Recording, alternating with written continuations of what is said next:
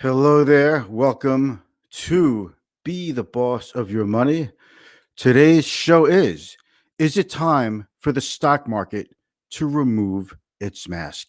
We've got a few things to talk about today, but this is overall another Monday, another vaccine for COVID, except this time it seems an even better vaccine. A friend of mine said, funny guy, he said, you know what? I'm starting to like Monday morning vaccine more than Monday night football. So we've got a lot to talk about. But the question is it time for investors to take off the mask? Is it time to finally say, get back in to those economically sensitive stocks?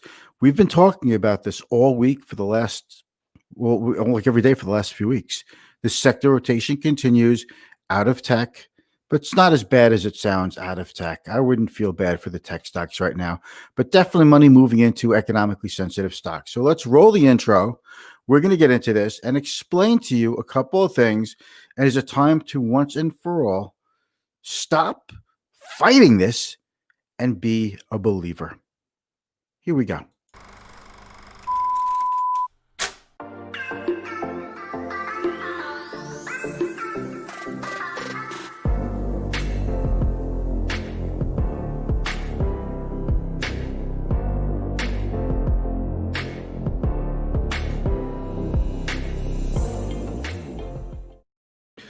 Hey, thank you so much for joining me. My name is Mitch Goldberg. You're watching Be the Boss of Your Money. I'm a financial advisor with over 30 years of experience. I've learned a thing or two along the way. I've done a couple of things right. I've also made a whole bunch of mistakes. And the goal here is to put my experience to use for your benefit, to teach you what I know and make you the boss of your money.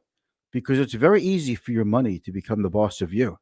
Whether if you have too much money, I know who has too much money, but if you have a lot of money where you're behind the eight ball, we don't want money to be the boss of you. We want you to be the boss of money because everything you do is a decision, and decisions based on knowledge, on experience. That's the kind of decision that we want to make. So let's roll the tape here. Roll the tape. Listen. We have a new vaccine from Moderna. I know it's not approved yet. Everyone knows that. But this morning it came out. And look, for all the naysayers out there, we've been talking about a vaccine for a long time. And we all knew that it could come out. It could come out any day. And it's finally here. The Pfizer vaccine last week was great news for the market. Great news for everybody. I mean, it's great news for humanity. And today we have another similar vaccine, but with a few advantages. I don't want to get too much into epidemiology and vaccines. It's not my lane. I want to stay in my lane.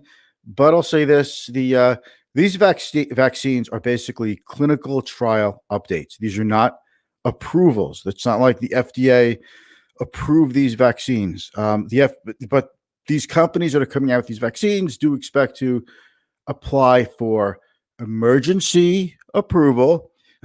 And while they're administering the vaccines to the public, data will be collected. So it's like we'll all become part of one gigantic drug trial, vaccination trial. But based on the tens and tens of thousands of people that have participated in the drug trials from Pfizer and Moderna, two separate ones, the results have been pretty astounding. But the advantage to the Moderna one that came out today is it could be stored at regular, like 35 to 44 degrees for 30 days in a regular refrigerator that you'd find in your house or in a doctor's office. Whereas opposed to the Pfizer drug, that has to be stored at something like negative 94 degrees Fahrenheit. I mean, who has a refrigerator that can store something at 94 degrees below zero? So that is a logistical nightmare. Now, it's common for vaccines to have to be cold stored, but 90 below zero is a little too much, I think, to make distribution easy. For the Moderna drug, if there's not enough of it, then you'll have to rely on the Pfizer vaccine. They both require 2 doses. Okay, so I'll have a COVID with a side of 2 doses. Okay, yes. Got my Boston Market thing going. It's almost Thanksgiving. I think Boston Market. We did Boston Market once for Thanksgiving, and actually, I gotta say, it was pretty good. Everybody really enjoyed it. It was very, very good. My mother tried to pass it off like she cooked it. She put it all in like the fine china and all that. And I'm like, hey, Ma, can I have some turkey with 3 sides and cornbread? And she's like, shh, okay. So anyway, we have a couple of things to talk about. So the ultimate thing is this, and I really want to pound this into the dirt. Okay. We've got, first of all, if you're watching this in the live stream and you have some questions, I'd love to hear from you. I see 2 already from Yasser and Dawn. Thank you, both of you. Dawn, friend from high school. So thank you very much for tuning in. I'm going to put those on the screen in a moment. We hear a lot of negative things like, we have these vaccines coming out, but we're not out of the woods yet. Or, well, we have to see how people are going to react to them. Or, it's still going to be a rough quarter and COVID surging around the country, which it is. So I'm not doubting that. But doing what I do now for over 30 years, there's always another problem, another hurdle in front of us.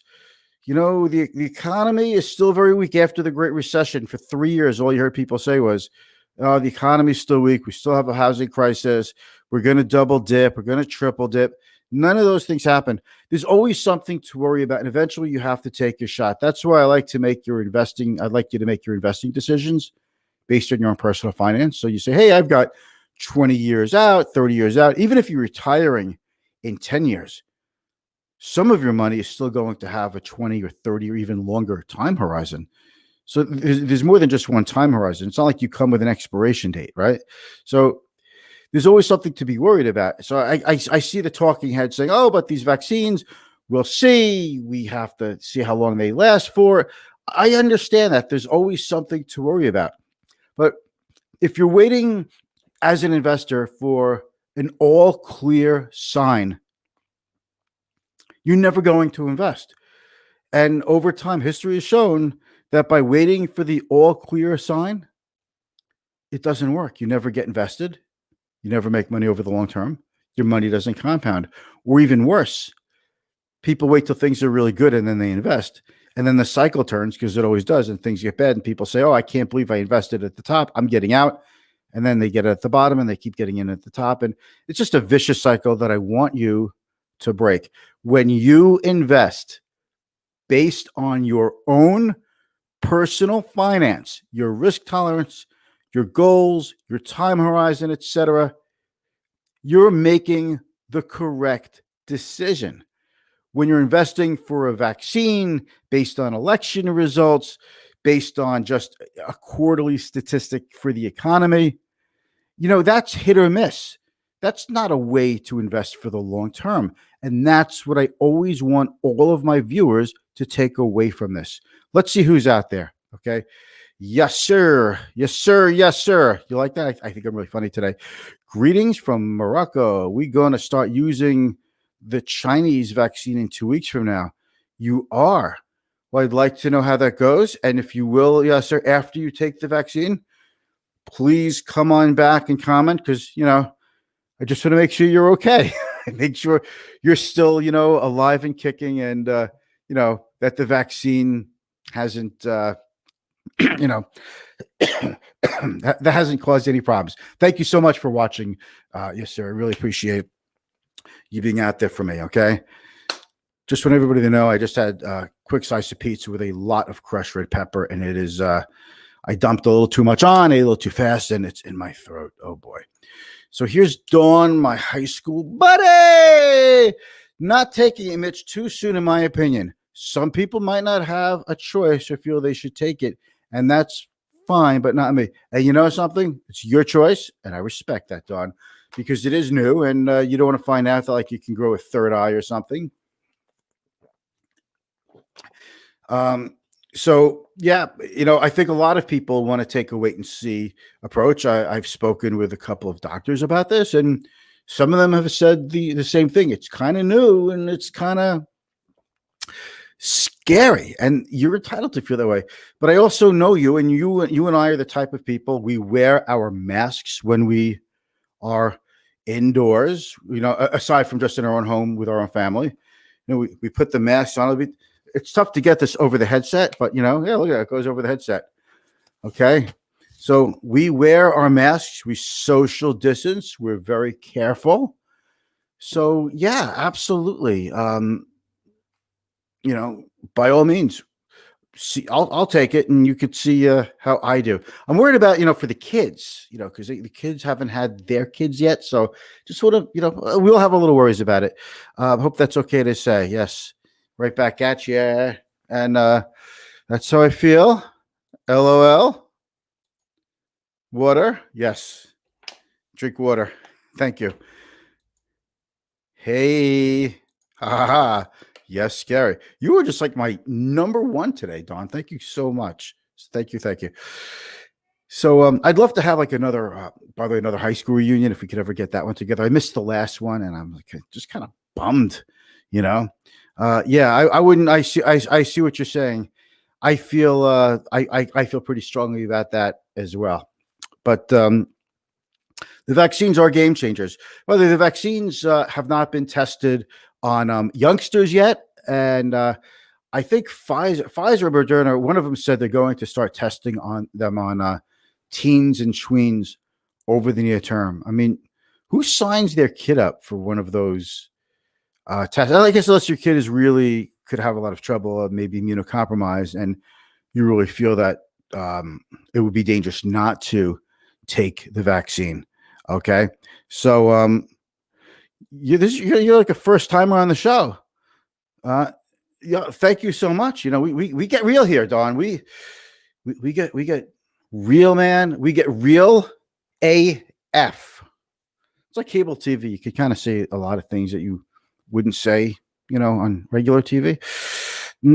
So anyway, let's take a look at today's market action and talk in the meantime about whether or not you are being too negative on the stock market. Okay.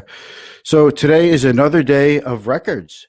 Like I could get used to this. We just had it last week. Dow hits a new record. The S&P is hitting new records. NASDAQ is not far off. And by the way, the Russell 2000 index, that's up 7%. You know what? This year has turned out to be, for investors, a pretty good year. And you have to admit that's a big surprise for a lot of people. I did say here on the 23rd of March, I got up here and I said, we hit the low, everybody. The market's going up from here. We're not looking back. We're going up. I said that because of the CARES Act, because of the $2.2 trillion CARES Act that Congress passed. And I said, hey, listen, if the government's going to take over the entire economy, then we have a lot of good things to look forward to in that. Well, as if the government's going to take over the economy, then we have nothing to worry about with the stock market. And it was a very good thing at that time, good time to invest. Your dad invests a lot in the stock market. Would love to talk to you. I'm always up for a conversation about the stock market, investing, personal finance, Don. I love this stuff, and it's definitely what I am super into.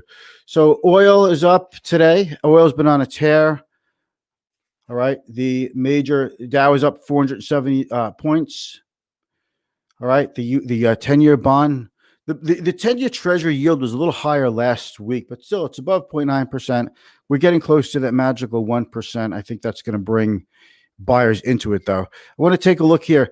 The best way to play the reopening of the economy is industrial stocks. And you look at the top of the leaderboard today. By the way, congratulations to Dustin Johnson winning the Masters with a record 20 under for the tournament. That is incredible. But we're talking leaderboard. I'm easily distracted. I'm sorry. Boeing up, $15 a share. If I had to take a look at a stock and you see, come on, computer, and you see Boeing, there we are, up 15.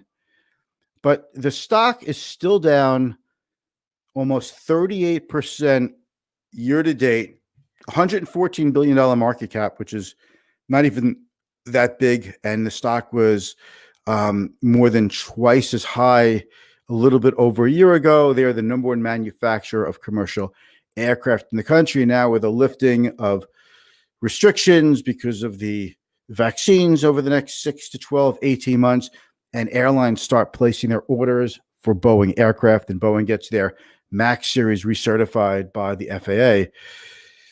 And this stock is still down almost 40% for the year. And they only have one competitor, a big competitor, but Boeing is the leader. You're looking at some real example of an industrial that could have upside. Okay, that's what I'll say. Let's take a look at the sector ETFs. Energy was the leader today, up 6.5% for energy stocks. These are the major ETFs. There's 11 main ETFs that track the 11 sectors of the S&P 500, and these are all tradable. So if you decide you want to be in, more exposure to energy stocks, you could just buy XLE, and in it is Chevron and ExxonMobil and ConocoPhillips and a whole bunch of others. Industrials followed suit, then financials. And I always say, you want to watch industrials, energy, and financials for signs of investor confidence in the economy. They backed off a little bit late last week, but these have been on a tear.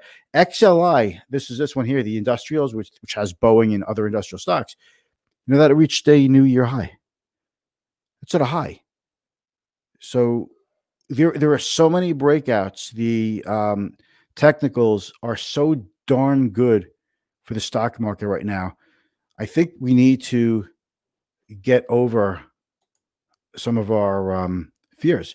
And this is the Russell 2000 up 7%. In the last year, up 11.8%. Okay, that's the Russell 2000 index. You see this when it tanked because of COVID? All right, see here? Russell 2000 index is the small cap stock index. It's often companies that you probably haven't even heard of. You've probably heard about all the companies in the S&P 500, but not the smaller ones that are publicly traded. So that's my story for the day. There's always something to worry about, but sometimes you have to, or get off the pot. I think it's time to take a look at your own optimism/negativity and say, there's always an obstacle. There's always another wall of worry to climb. But with the vaccines ahead of us and the manufacturing and industrial economy and the employment figures improving over the last few months, and there are still plenty of stocks that are well below their highs of last year, I think it's time to check the negativity at the door. Okay, that's what I really think. I thank you so much for watching. Who else is out there? The Dawnster. We got Steve out there. Steve, you rock. And I'm gonna get going. So I'm gonna start something new. By the way, yeah, I always have something, right? I'm gonna start something new. I think I'm gonna do like Sector Tuesdays. Like maybe I'll go over like one day pot stocks on a Tuesday, and the following Tuesday I'll go over industrial stocks or some weird esoteric group. I've talked about other sectors, but I realize that whenever I do that, there seems to be a lot of interest in that. So I'm going to do that more. I don't know if I'll probably do it like Sector Tuesday, because Wednesdays I like to have guests on. Okay. And Thursdays just kind of like a wrap up to get out of here for the week. All right. That's it. Now I'm done. See you soon. I'll do what all the cool YouTubers do. All right. See you soon. Woo.